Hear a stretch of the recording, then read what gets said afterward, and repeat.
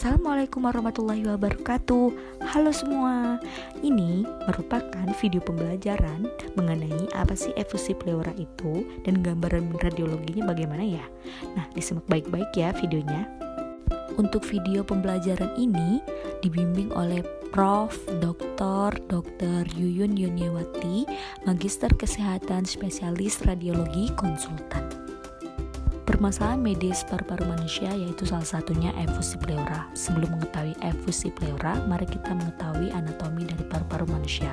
Paru-paru manusia memiliki paru-paru yang organnya berpasangan, yaitu adanya paru-paru kanan dan paru-paru kiri. Paru kanan memiliki 3 lobus, yaitu adanya lobus superior, medial, dan inferior. Pada paru-paru kiri memiliki 2 lobus, yaitu superior dan inferior. Di sisi luar parenkim paru terdapat suatu selaput pembungkus yang disebut dengan pleura. Nah, pada paru-paru manusia memiliki 2 lapisan pleura, yaitu visceralis dan parietalis.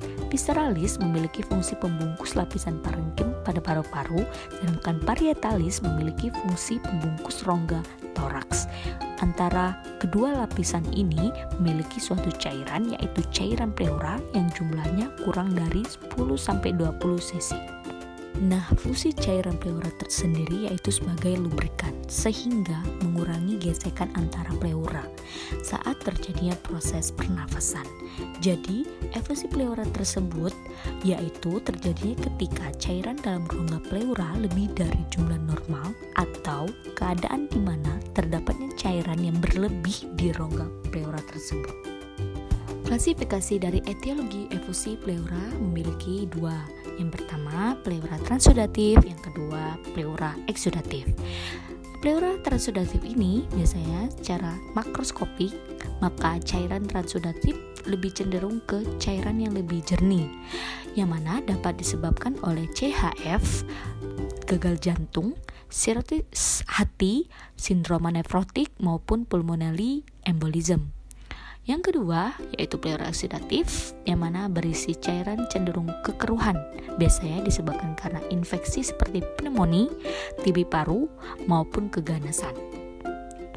Jadi, untuk menegakkan diagnosis dari efusi pleura dibutuhkan anamnesis dan pemeriksaan fisik yang sangat teliti.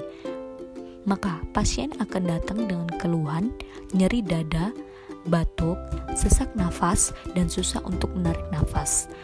Sehingga pada pemeriksaan fisik didapatkan pada pulmo dengan temuan perkusi dada yang redup karena terisinya cairan dan auskultasi suara dengan vaskular yang menurun karena adanya cairan. Yang ketiga, adanya pemeriksaan penunjang yang dapat membantu untuk menegakkan diagnosis. Pemeriksaan penunjang yang pertama disarankan yaitu X-ray toraks atau foto polos. Akan didapatkan gambaran adanya tanda meniskus atau meniskus sign yang tumpul, mana gambarannya itu radio opak pada perifer dengan pengumpulan di sudut costophrenicus. Yang kedua, USG toraks atau ultrasonografi yang dapat membantu intervensi untuk mengeluarkan cairan di kafum pleura. Selanjutnya yaitu dengan menggunakan CT scan. CT scan prinsipnya menggunakan sinar X dan membuat irisan-irisan atau potongan-potongan multiplanar, yang mana ada koronal, sagital, dan aksial, yang mana CT scan ini paling baik dalam mengevaluasi penyakit yang mendasari kekeruhan cairan total dari hemitoraks dengan efusi. Biasanya indikasi dari CT scan tersebut yaitu keganasan dan infeksi.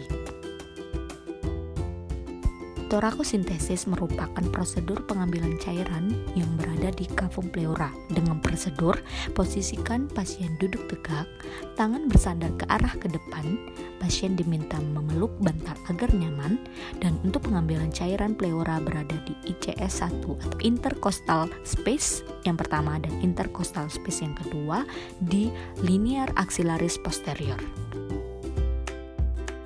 Sekian video pembelajaran kali ini, sekiranya dapat bermanfaat bagi proses pembelajaran maupun pendidikan. Baik, terima kasih. Wassalamualaikum warahmatullahi wabarakatuh.